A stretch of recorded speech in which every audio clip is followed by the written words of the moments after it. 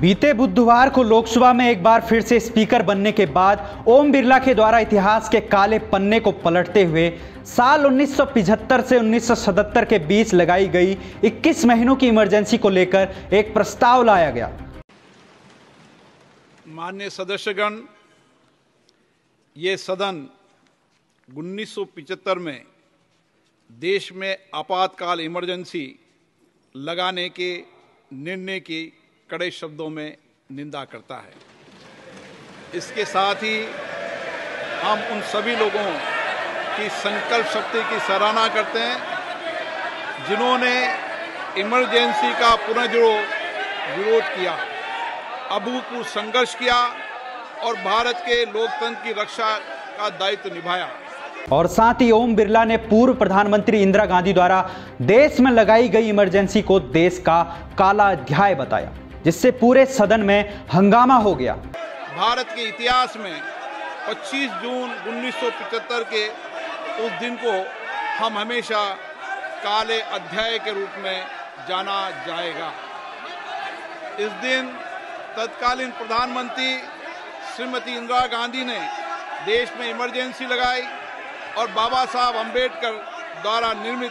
संविधान पर प्रचंड प्रहार किया था। चलिए जानते हैं आखिर इंदिरा गांधी द्वारा पूरे भारत देश में आपातकाल में क्या क्या हुआ, और साथ ही यह भी जानते हैं आखिर पिछले 10 सालों से भारत देश की सत्ता में काबिज प्रधानमंत्री मोदी ने ऐसे क्या निर्णय लिए जिसे आपातकाल से भी भयानक बताया जा रहा है, जिसको लेकर पूरा विपक्ष इस बात पर उतर आया है कि वे अब संविधान बचाने के लिए कुछ भी कर गुजरेंगे। साथ ही हम एक तरीके से तुलना करेंगे इंदिरा गांधी के साथ ही प्रधानमंत्री मोदी के कार्यकाल की, जहां इंदिरा गांधी के आदेश पर तत्कालीन राष्ट्रपति फखरुद्दीन अली अहमद द्वारा 25 जून 1975 को आधी रात को भारत को अंधकार में धकेलने के लिए समूचे भारत में आपातकाल घोषित कर दिया गया,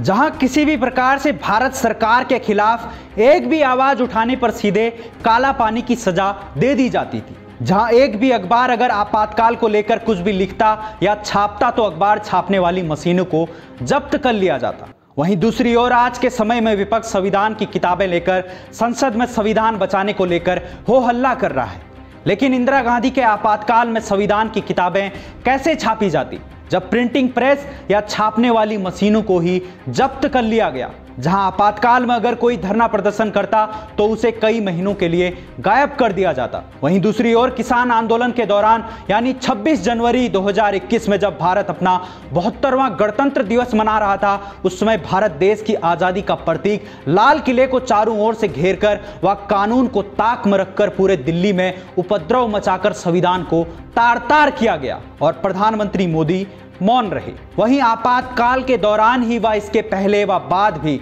इंदिरा गांधी द्वारा 50 से भी ज्यादा सरकारों को गिराया गया, लेकिन नरेंद्र मोदी के कार्यकाल में 5 बार अनुच्छेद 356 का इस्तेमाल कर राष्ट्रपति शासन 5 राज्यों में लागू किया गया, जहां पश्चिम बंगाल में भाजपा के हजारों से भी ज्यादा कार्यकर्ताओं को ममता सरकार में मौत के घाट उतार दिया गया, जहां कानून की पूरी तरह से धज्जियां उड़ाई गई, लेकिन प्रधानमंत्री मोदी मौन रहे। जहां यह हवाला दिया जाता है कि केंद्र की मोदी सरकार ने सुप्रीम कोर्ट की शक्तियों को खत्म कर दिया है या अपनी मनमानी चलाते हुए सुप्रीम कोर्ट के फैसलों में रुकावट की है, लेकिन विपक्ष यह भूल जाता है कि आपातकाल के दौरान इंदिरा गांधी द्वारा संविधान की धज्जियां उड़ाई गई, जहां अनुच्छेद 14, 21 और 22 के तहत आम जनता को मिलने वाले व्यक्तिगत स्वतंत्रता व अदालत में अपील के अधिकारों को निलंबित या उखाड़ फेंका गया। वहीं जब सुप्रीम कोर्ट में यह मामला गया तो उस समय के चीफ जस्टिस रे के द्वारा फैसला इंदिरा गांधी के पक्ष में दिया गया, क्योंकि तत्कालीन इंदिरा गांधी सरकार के दौरान ही जस्टिस अजीत नाथ रे को भारत का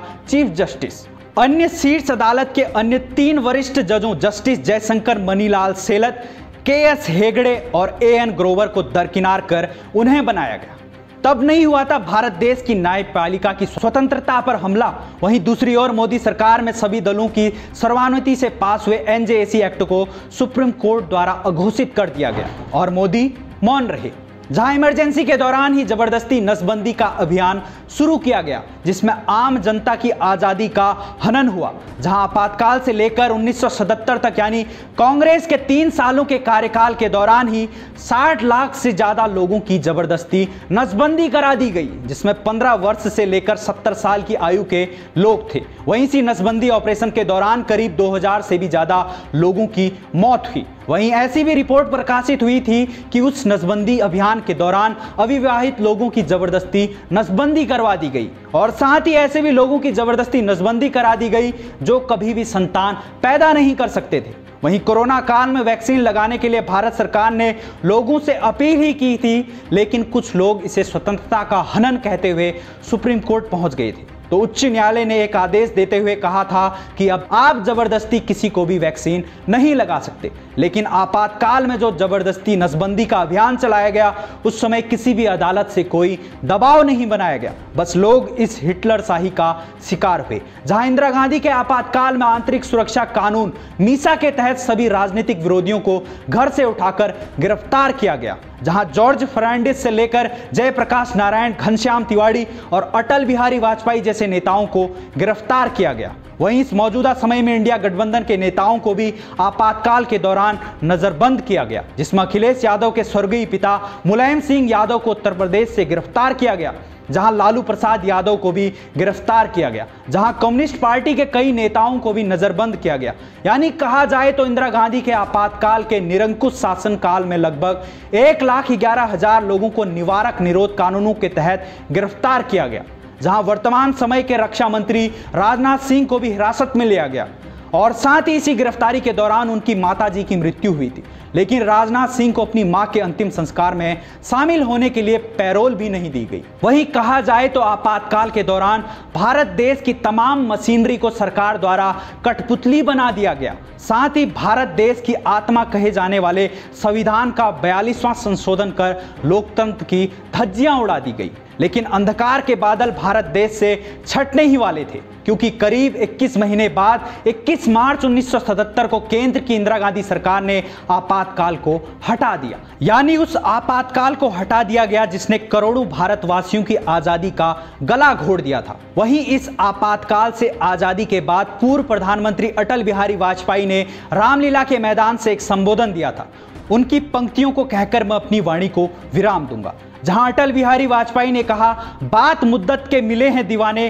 कहने सुनने को बहुत है अफसाने, खुली हवा में जरा सांस तो ले लें, कब रहेगी आजादी कौन जाने।